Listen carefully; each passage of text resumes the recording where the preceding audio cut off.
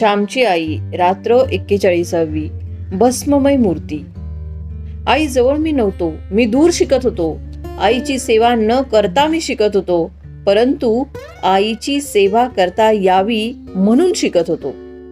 त्या दिवशी रात्री माझ्या स्वप्नामध्ये आई आली व म्हणाली, "का रे नाही भेटायला आलास? तुला त्यांनी कळवले नाही का?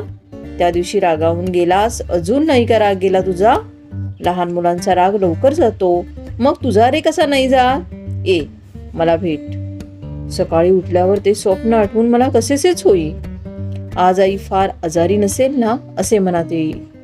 पंख असते तर आईजवळ उडून गेलो असतो असे वाटे, परंतु किती दूर जायचे?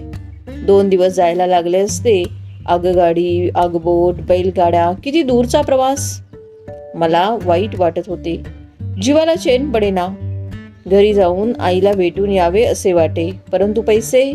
मला एक नवीन मित्र मिळाला होता. त्याचे नाव नामदेवच होते.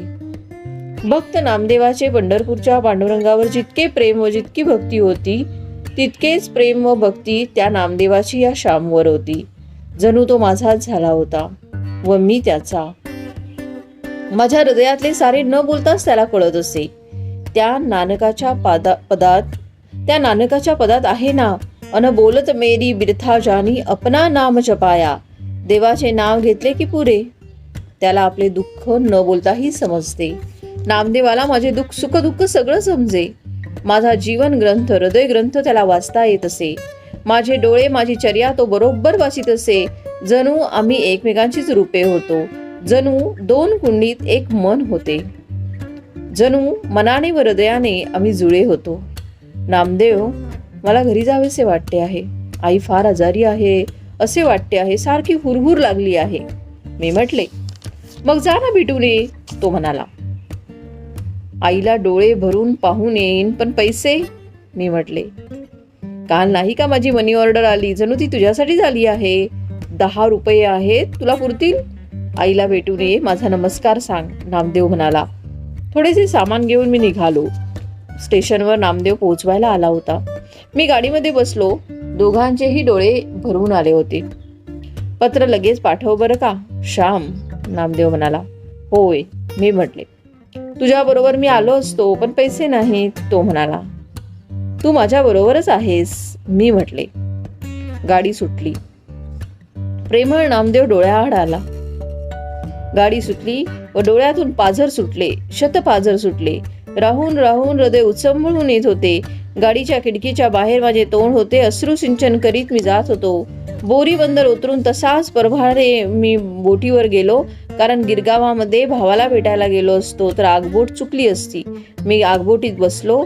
लाटांवर बोट नाचत होती. माझे हृदयही शतभावनांनी नाचत होते. रवींद्रनाथांची गीतांजली माझ्या हातामध्ये होती.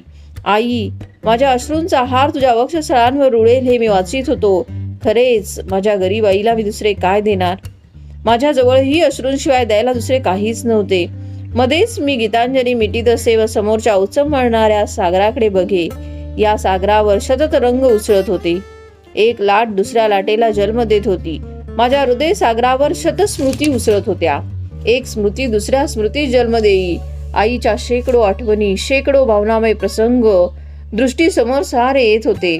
स्वप्नसृष्टीत, स्मृतीसृष्टीत मी ध्यानमग्न ऋषीप्रमाणे रंगून गेलो. आईच्या स्मृती सागरात हा श्याम मत्स्य डुंबत होता, पोहत होता, नाचत होता. हरणे बंदरावर दीपस्तंभ दिसू लागला. हरणे खलाशी ओरडू लागले. उतरणारे उतारू वळकट्या बांधू लागले. मी आपले लहानसे गाठोडे बांधले. आणखी 7-8 तासांनी आईचे पाय पाहीन, प्रेमाने भरलेले डोहज असे तिचे डोळे पाहीन असे मनामध्ये मी म्हणत होतो. हरणे बंदर आले. पडाव बोटीजवळ आले. त्यात माणसे उतरली. मीही पडावामध्ये उतरलो. बंदरावरून कोणीतरी माझ्याकडे पाहत होते. माझे तिकडे लक्षच नव्हते. त्या व्यक्तीचे माझ्याकडे लक्ष होते. मला पाहून बंदरावर कोणाचे तरी डोळे भरून येत होते. कोणाची ती मूर्ती होती? पडाव उभा राहिला. मी पटकन उतरलो. पाण्यातून बंदरावर आलो. झपझप पावले टाकीत होतो. इतक्यात माझ्या दृष्टीस कोण पडले? मावशी. माझ्या दृष्टीस मावशी पडली. "मावशी, तू इकडे कुठे? परत जातेस होय पुण्याला? आईचे बरे आहे वाटते?" असे मी विचारले. मावशीच्या गंगा यमुनांनी उत्तर दिले. मावशी बोलत का नाहीस, मी काकुळतेने विचारले. श्याम, तुझी आई माझी अक्का देवाजवळ गेली. ती म्हणाली. माझा शोकसागर मला आवरेना. आम्ही धर्मशाळेमध्ये गेलो. कुणालाही बोलवत नव्हते. मला बोलावले ग का नाही, मला स्वप्न पडले म्हणून मी निघालो. स्वप्नात आई मला हाक मारी, परंतु आता कोठची आई, कायमची अंतरली आई असे म्हणून मी रडू लागलो. श्याम, त्या दिवशी तुझी सारखी आठवण काढीत होती. तूच तिला सारखा दिसत होतास. म्हणे अजून हट्टीच आहेस. श्याम, 2 दिवसात अक्का जाईल असे वाटलेच नव्हते. मी तुला बोलवायचे ठरवले, परंतु त्याच दिवशी अक्का गेली. सारे प्रयत्न केले, तिचे हाल होऊ दिले नाहीत. मी आहे हा तुम्हाला. अक्काने तुम्हाला माझ्या पत्रात घातले आहे.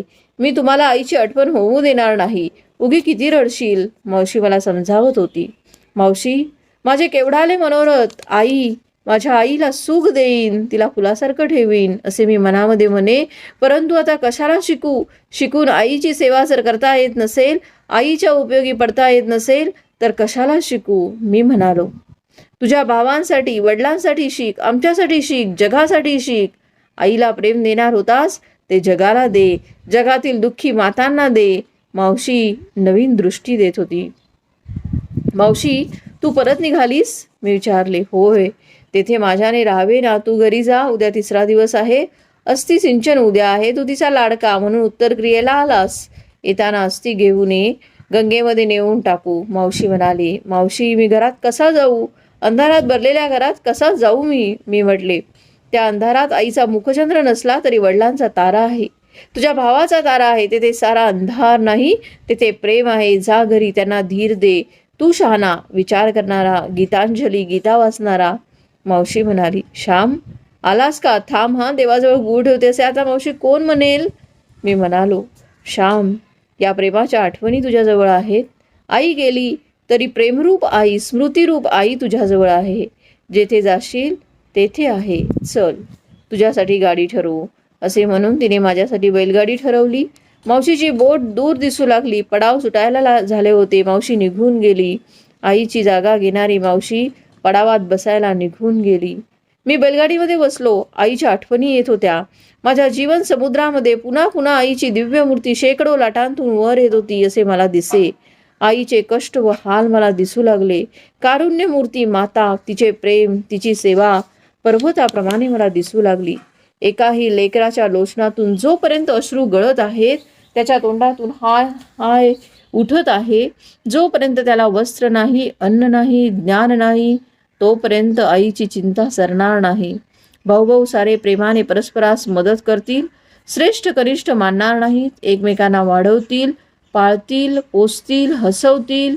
ही जोपर्यंत आईला खात्री नाही, तोपर्यंत तिला सुख नाही, शांती नाही, मोक्ष नाही. तोपर्यंत ती रडतच राहणार. तोपर्यंत तिच्या चिंतेची चिता धडधड पेटतच राहणार.